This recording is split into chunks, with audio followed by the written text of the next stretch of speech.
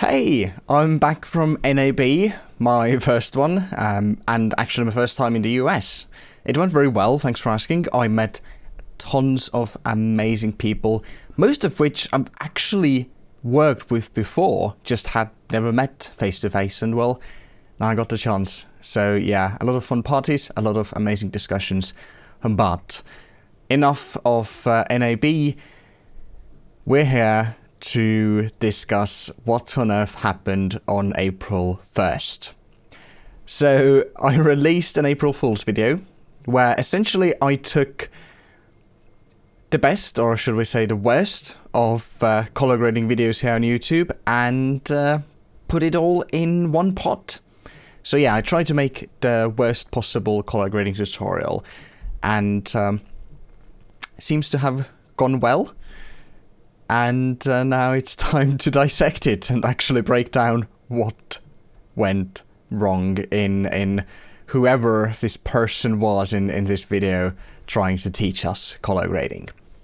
What's up everyone, I'm Gamut, and today I'm gonna show you the top 10 tips every colorist uses. Oh, by the way, this little out of focus thing, yeah, I added this after the fact for the bingo, because yeah, those who didn't notice, in the description of the April Fool's video, there was a bingo you could play, and yeah, if you were lucky enough to get the tile of camera going out of focus or something like that, then yeah, this is I added that after the fact because I'm using a manual focus lens. Anyways, so tips every colorist uses to make their films look cinematic. But before we get started, according to... Yeah, if anyone uses the word cinematic to kind of advertise their video, or just in the title or thumbnail, or trying to sell you something, if they use the word cinematic, yeah, it should put up a red flag immediately and make you think. YouTube analytics only a small percentage. And these are actual numbers from my channel analytics on, I think, the video that came before the April Fool's video. So there you go. Each of you are subscribed, so hit that subscribe button, and you can still see a bit of the green screen behind because I just grabbed some random animation off YouTube and essentially went into Fusion and used the Delta key to get rid of the green screen. And ring the bell while you're down there to stay up to date with the best color grading tutorials on all of YouTube. Also, yeah, sure, best on all of YouTube. Also, this video is sponsored by my favorite... Okay, let's skip this thing. Okay, so tip number one. Number one, this is the most important thing for every single project. Color management. I'm telling you, every colorist uses this management, and it's really simple. So every colorist uses this management, right? Seems like the guy doesn't know what he's talking about, but yes, in that sense, color management is an actually useful thing. It helps you deal with footage encoded in log, to take that log encoding off, potentially move into another log space, or well, a log transfer function, if you will, and then either grade in that or grade without transfer function, meaning in linear. So color management can be useful, but let's see how this guy implements it. These clips are on my timeline, filmed with different cameras, but they look really washed out. That's because they're filmed all with the log profile. This is great because with log we get more bit depth, and more bits is always good. So bit depth and log encoding, they're two separate things. You have cameras that can record 8-bit log, which you don't really want, because the first thing you do with color management is you essentially try and normalize the image. You put on your DRT and at the very end, and you're immediately starting to stretch those 8 bits out. And well, if you're stretching 8 bits out to a container of 8 bits, then well, sorry to say, but you don't have enough info to avoid banding. And you can also find cameras that record normal Rec. 709 images with 10 bits or 12 bits. Okay, maybe not 12 bits, but 10 bits totally. So yeah, bit depth and log encoding are two separate things. Some do it with project settings, but pro colorists always do with nodes, as I've seen, so that's what I'm going to show you today. Doing it with project settings, if you understand how it works, it's totally fine. So there's nothing really wrong with using the project or timeline level settings. I do prefer just doing it in nodes because you can really see what's going on, but that's just a personal preference. First up, open up your project settings, color management, and make sure your color science is set to DaVinci Y RGB. The other settings don't matter. Okay, the other settings definitely do matter because, well, even if you're doing color management in nodes, meaning you set the color science to DaVinci Y RGB as has been set here, the other settings are used as metadata. The timeline color space is used for color space aware tools, such as the HDR palette, qualifier, and some other tools. I'll put them on the screen. I can't remember every single one, but I'd say the HDR palette is the most common one that is clearly a color space aware, as they call it. And the output color space that you set is used upon delivering, upon rendering, for the NCLS tags. Essentially, it's metadata tags that just let the video player know which color space and transfer function the video has been encoded in. So, by default, those tags come from the output color space in the project settings. As we are doing it in nodes. Search for color space transform, drag it onto the first node, and this is where things get a bit more complicated, but don't worry, I'll walk you through step by step. So the input color space and gamma should match up with your camera. For this shot, it's RE Wide Gamut 3 and Log C3, but if you're not sure which one's correct, don't worry, just choose RE Log C3, because, well, I'm no color scientist, but like... Okay, so you should always choose the correct transfer function. And that's because it's a technical encoding to transfer the data more efficiently. Once you're grading, you should remove it exactly as it was applied, or well, do the inverse of how it was implied, meaning you can't mix and match them to get a precise result. And yeah, looking at this graph, well, yes, the overall shape is similar, but they're still different enough where you can't really substitute one for the other and still expect precise results when using color management and color space aware tools. All of these charts of different logs, like, they look similar enough, so we can just fix the differences in color correction later. And then set the output color space to Rec 709, and you should set the output gamma to gamma 2.2, or I tend to actually set it to Rec 709A because I've heard that that helps with the gamma shift problem on Macs, so use that tip as an extra. So the gamma shift issue that was mentioned is a thing. It's actually many different things, but some of it is by design. I think the most common way people notice it is that your DaVinci viewer on Macs doesn't match the exported file in QuickTime, or in VLC, or watching it on YouTube. So the gamma shift is a thing, but it is by design if you're using the system correctly. It's a whole topic I'm not going to get into more in this video, but I'll link some useful resources down below. And in terms of the actual transfer function, or gamma, as Resolve calls it, that you should select, well, 9 times out of 10, if you're delivering SDR, it should be gamma 2.4. But the main thing is it should match your monitor. Whatever gamma your monitor is expecting, because inside a monitor it's applying the inverse, you should be sending it. So usually gamma 2.4. Set tone mapping to DaVinci and gamut mapping to saturation compression.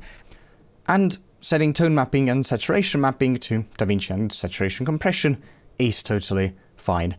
Those are the settings that, if I used a color space transform as my DRT, I would choose as well.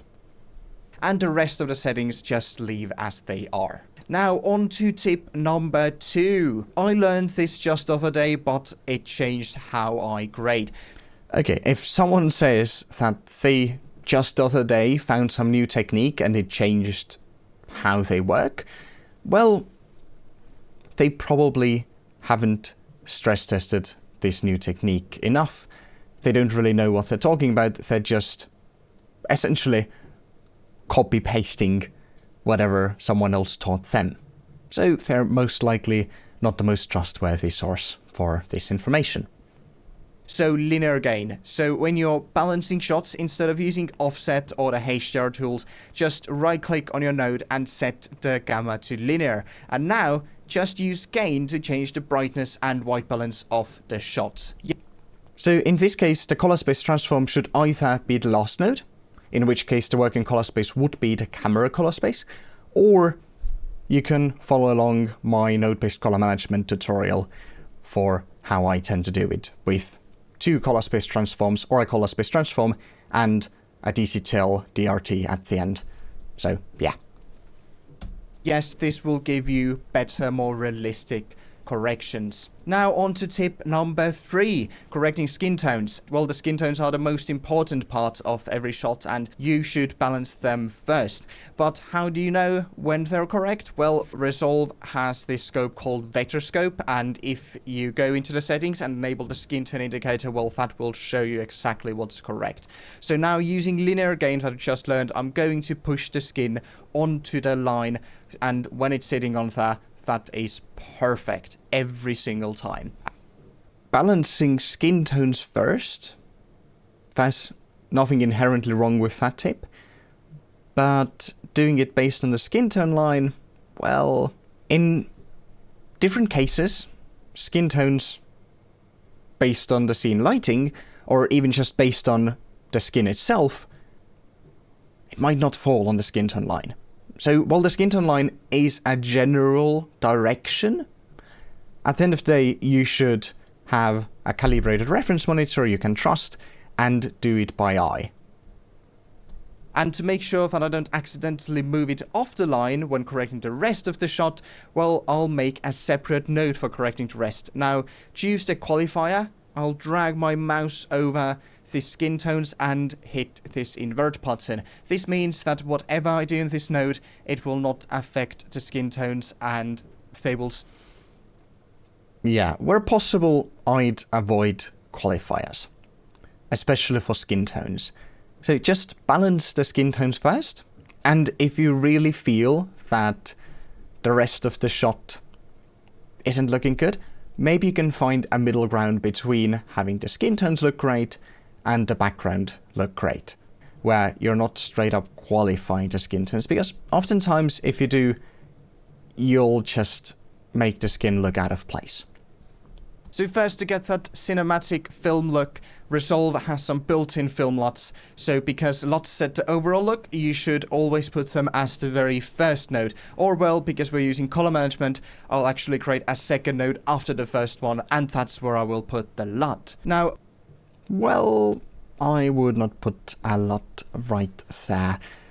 I'd recommend, depending on the LUT, and more on LUTs in this video, you should either put it as the very last node, if it's a hybrid LUT where it has both a look and the DRT together, or as the second to last node right before the DRT, if it's a scene referred look LUT.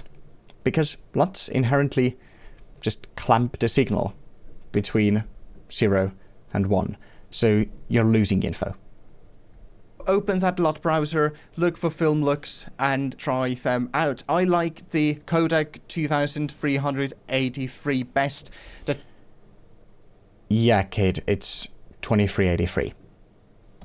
D61 to precise, and this is just giving such nice contrast and density, but at first it might give a bit too much, so just go into the key panel and turn the key output gain down to... Okay, where do I begin with this one? Well, for one, this is a film print emulation LUT. It expects the film camera's image. Which, well, what we have here is definitely not that. How you can get it, I'd say the easiest way is to use ACES. It gives a pretty good result, where if you're working in DaVinci White Gamut, then you can use a color space transform to go into ACES AP0 and linear, and then use an ACES transform with no input transform, which means it's expecting AP0 linear, and output the ADX10 format. So that should match what this LUT expects, and the image should look normal. Taste. Oh, and secondly, you don't really want to fade or change the blend percentage of these kinds of LUTs, these hybrid LUTs, which take in an image in one color space and output it in a different color space. Not really meant to do that. Second, film has this orange glow around highlight areas that you may have noticed. That's called halation. Thankfully, Resolve comes with a built-in OFX just for that, so search for halation, put it on your node, and these are the settings that I like to use on all of my projects. Right. Every project is different, every piece of footage is different, every camera is different, and as such, you should test out the different settings, see what looks best for your project. In addition, today I wouldn't use the halation OFX, but I would use the film look creator and the halation in there, because it just looks more realistic out of the built-in tools. In reality, on my own projects, I'm using Filmbox and its halation. So just copy paste these and you'll be good to go. Finally, with film emulation, we have grain, and once again, Resolve thankfully has a built-in film grain OFX, and for whatever reason, YouTube doesn't show grain that well, so I'll just crank it up a bit. Okay, fair point. Compression is a headache with grain, especially with YouTube, with streaming services. You essentially have to try out different levels of grain, pipe it through the whole pipeline, and see what comes out of the other end. Though, platforms like Netflix are actively working, and I think today they already use a system where the grain is taken off at the encoding stage and put back on at the client end, so you would get better looking grain. And once again, I wouldn't use the grain OFX, I would use the Filmer Creator, because its grain looks a bit better. And on to tip number 7. Now let's talk about saturation. There are many ways of doing it, but my favorite is using this LAB color space. Just create a new node, set the color space to LAB, and disable channel number 1. Now your contrast knob acts as saturation. Isn't that magical? So just crank that saturation. Okay, right. Yes, in this case, turning the node into LAB and then using the contrast knob does indeed change the saturation.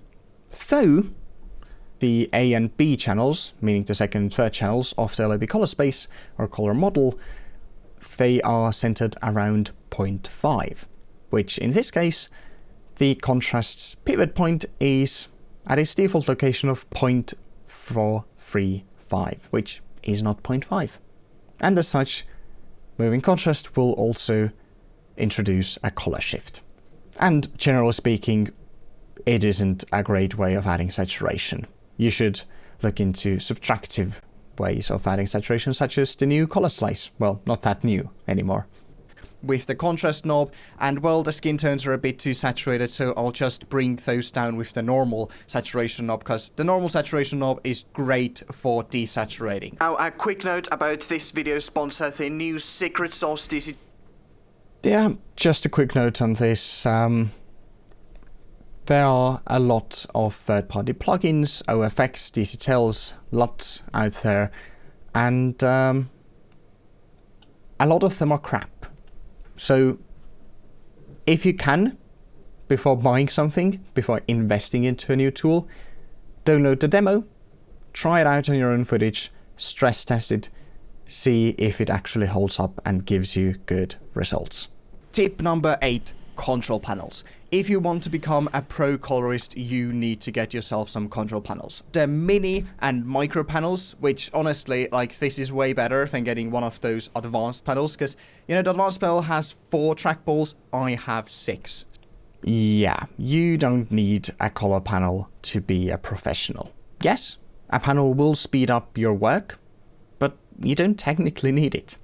And no, you definitely can't take 2 panels, put them side by side and use them together. That's not how Resolve works. So that's like 1.5 times better. And then also I have a Stream Deck to, you know, really get to those shortcuts. Yeah, I would actually recommend Stream Decks. They're great. And on to tip number 9. You need a calibrated monitor. Essentially, it doesn't matter which display you buy, but you have... Well, hold up. There's 3 things that matter here. A, you do need a display that is actually capable of showing both the gamut and the nits that you need. Second, you need to calibrate it, so it is in fact showing what you ask it to.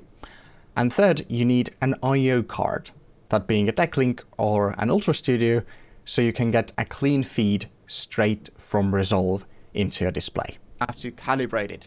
Some use these weird probes, I think called colorimeters. It's colorimeter, not colorimeter.